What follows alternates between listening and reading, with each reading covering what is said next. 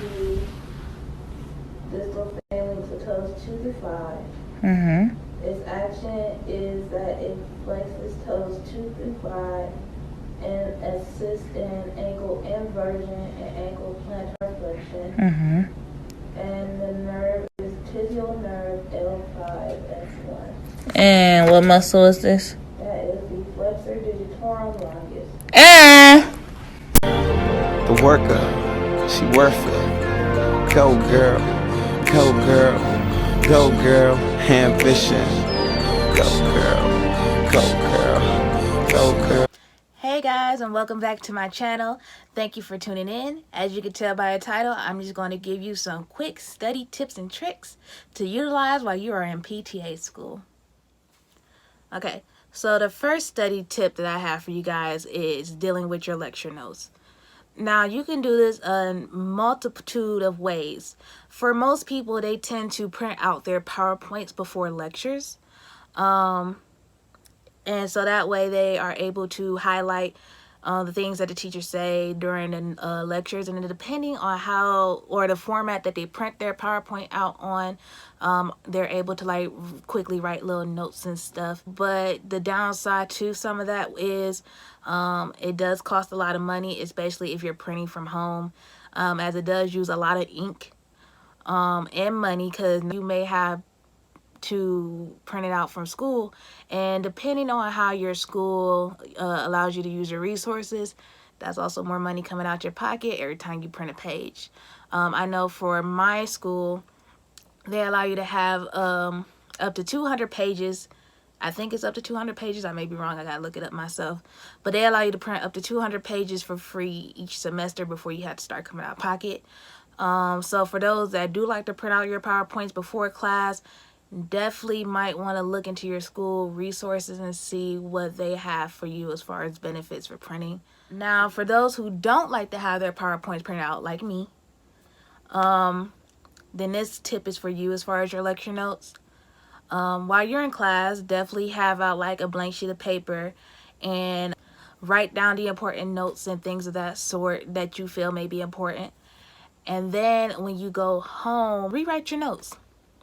That's what I do. I know for me it was beneficial because as you're rewriting it, it helps you to retain that information, as well as because you're rewriting it, you tend to remember it even more from what studies show. Another study tip is to utilize different colored pens and highlighters. Okay, just real quickly, I wanted to show you guys an example of what I meant when I say to use different color pens and highlighters.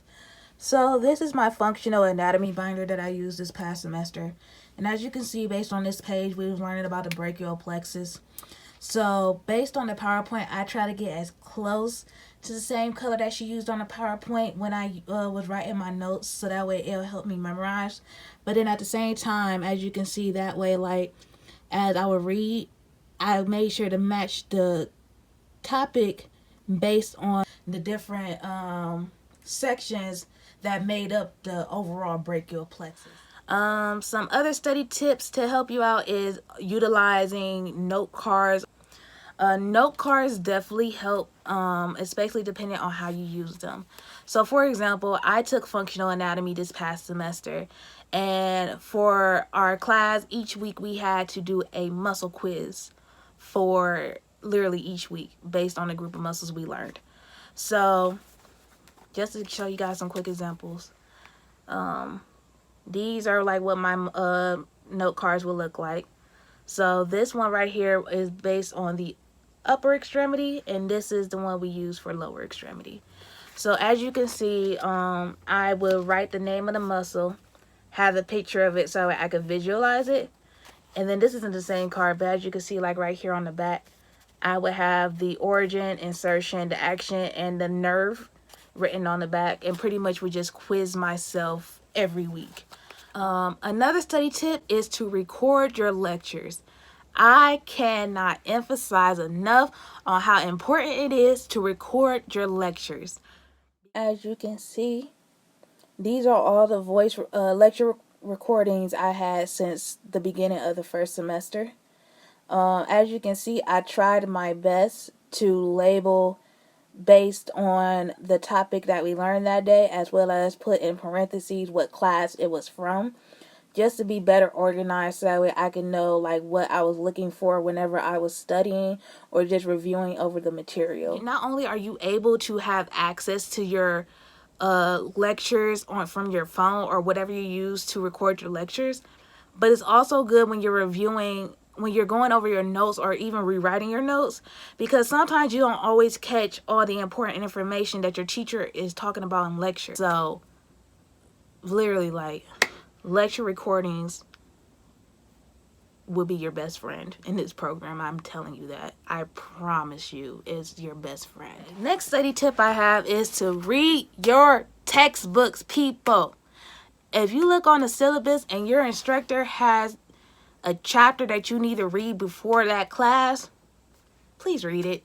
Like, I know it's hard. Like, it's still hard for me, especially because, like, you have to read a chapter for each class you take. So it's like sometimes it's like a little too much. Like, you like, okay, I read the chapters for these 2 textbooks, but I wasn't able to get to these 2 textbooks before class. Like, I can get it. But if you could somehow like properly schedule to where you are able to read your chapters, definitely read your chapter, because sometimes you may come across something during your lecture that you may not understand on the PowerPoint. So you may be reading the PowerPoint and don't understand what you're reading. So the textbook will be able to actually break it down for you further in detail to probably help you understand more of what was trying to be said on the PowerPoint. Just read your textbooks, because you never know. Your teachers may test you during lecture to see if anybody read the chapter before class. Because that's definitely happened a few times this semester where a question would be asked and you get those, yeah, you get that, and then from there they be like, you guys should know this, because if you read your chapter or if you read your textbook before this class, you would know. So definitely make sure to read your textbook, because you never know. Okay, the next study tip that I have for you guys is to discover your learning style and utilize it to the very best of your abilities. So for those of you that don't know, a learning style is like an auditory learner, who is somebody who can just remember things just by listening. Then you have a visual learner who just remembers by looking at like pictures and images. So they can look at a picture or image of a chart or something, and based on just looking at that picture, they're able to like memorize the whole thing just like that. There's also a verbal learner, so they understand concepts by talking it out. For example, you don't know how to start a car. Well, not that you don't know, but say like somebody doesn't know how to start a car and you just learned how to start a car. So to reinforce what you just learned, what you do is like you help the person that doesn't understand how to start the car by telling them. So you're pretty much teaching somebody else. And then the final learning style is kinesthetic. So if you're a kinesthetic learner, that means that you are hands-on. Like, you need to put your hands in something in order to understand or to learn anything. But if you can understand like how you use these different learning styles, you are better able to utilize them, and they will definitely take you far in this program. My next tip is to use any resources that you can find, whether it's on your phone or online. So like, one good resource that my classmates and I used this year was Quizlet. So for Quizlet, as you can see, for functional anatomy, my classmates and I have made a functional anatomy class. That way, whenever we needed to study, we could pretty much use Quizlet as a study guide. Now, the good thing about Quizlet is that based on whoever makes the study guide, let's do TMJ. So as you can see, there are many different ways for you to be tested based on the study guides that were created. Next tip that I have is don't, and I repeat, and I cannot stress this enough, and I repeat, do not, and I'm going to say this again, do not study at home.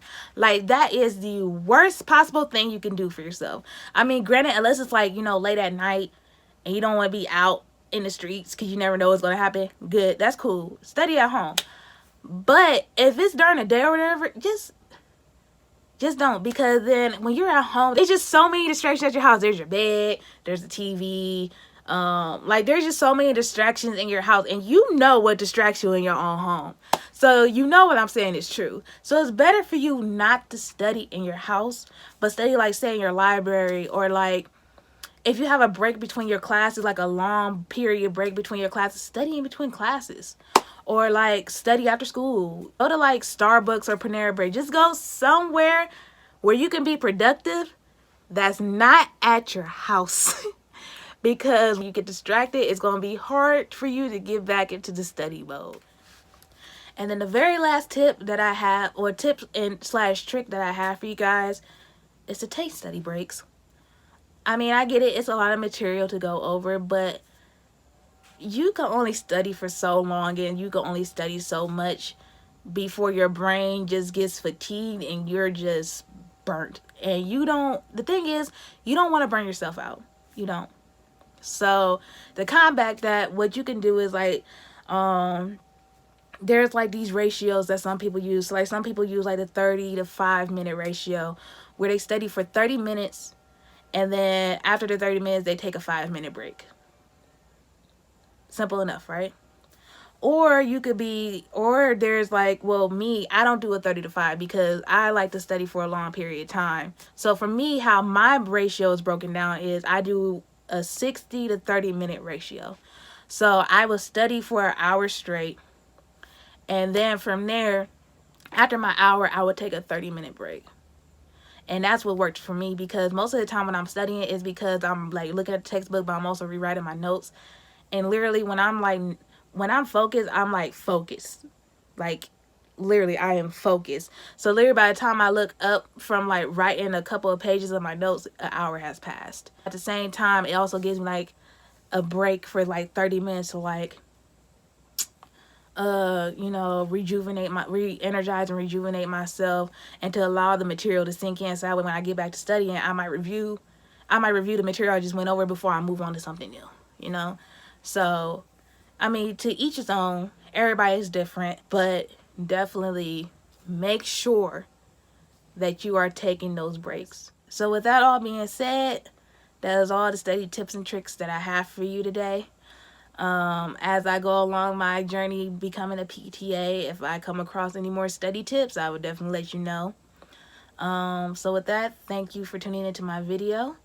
Make sure to comment. So if you have any study tips that might help, that helped you, that might help somebody else, please make sure to comment in the comment section below. Make sure to like the video, share the video, and most importantly, make sure you subscribe, because if you're not subscribed to my channel, you're not going to be able to get any notifications when I upload new videos for you guys. So definitely make sure to subscribe, because I am bringing you more and more videos as they come. And with that, again, thank you for tuning into my channel, and I will see you guys in the next one.